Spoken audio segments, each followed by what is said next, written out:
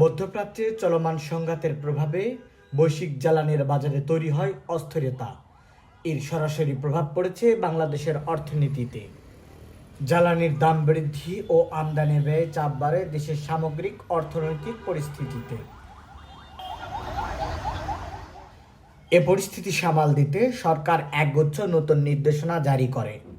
সরকারি নির্দেশনা অনুযায়ী 5 এপ্রিল রোববার থেকে খাবার ও ওষুধের দোকান ছাড়া সন্ধ্যা 7টার পর থেকে সব ধরনের ব্যবসা প্রতিষ্ঠান বন্ধ রাখতে বলা হয়।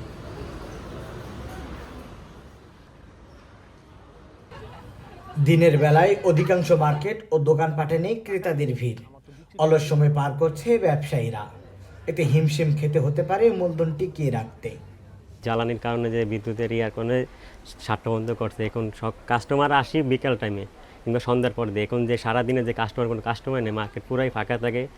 পার ডে 5,000 টাকা সেল করতে কষ্ট হয়ে যায় এখন আমাদের বেচা কিনে এখন পুরোটাই সমস্যা, যেহেতু কাস্টমার বিকালের পরে চাপে।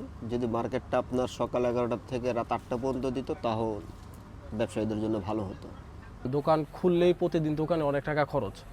যখন আমি বেচা বিক্রি করতে না পারবো, তখন আমার এই খরচটা কাভারেজ হবে না, আমার প্রতিদিন লস গুনতে হবে। তার মানে একটা সময় দেখা যায় হয়তো আমার এই ব্যবসায়ী আপনার ক্লোজ করে দিতে হবে। জ্বালানি সংকটে এমন পরিস্থিতি দীর্ঘস্থায়ী হলে নেতিবাচক প্রভাব পড়বে জাতীয় অর্থনীতিতে। আর এতে সবচেয়ে বেশি ক্ষতিগ্রস্ত হবেন ক্ষুদ্র ও মাঝারি ব্যবসায়ীরা।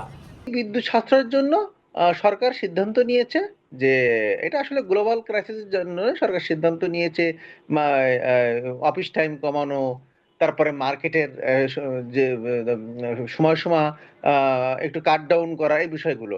কিন্তু আমার কাছে যেটা মনে হয়েছে, সরকারের এই সিদ্ধান্তে, এই মডেলে দুই ধরনের সুবিধা অসুবিধা দুটাই আছে।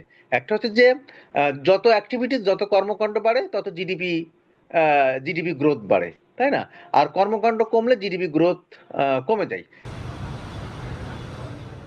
ব্যবসায়ীদের অর্থনৈতিক ক্ষতি ঠেকাতে দোকানপাট বন্ধের সময় পূর্ণ বিবেচনা করবে, এমনটাই প্রত্যাশা সংশ্লিষ্টদের। মাহফুজুর রহমান, ঢাকা।